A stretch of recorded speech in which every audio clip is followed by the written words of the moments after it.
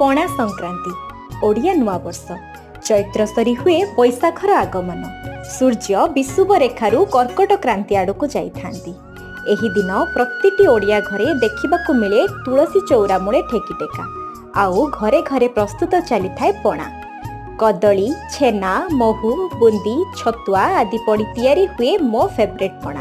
आम ओडिया मानकर प्रतिटी पर्व रे किछि ना किछि रहस्य आ विशेषत्व रही थाए। सेइथिपाई परा आम ओडिया घरे 12 मासे 13 पर्व। आपण माने भी खरा दिने पणा संक्रांति रे पणा खाई निज देह को सुस्थ रखंतु आउ पणा संक्रांति को पालन करंतु।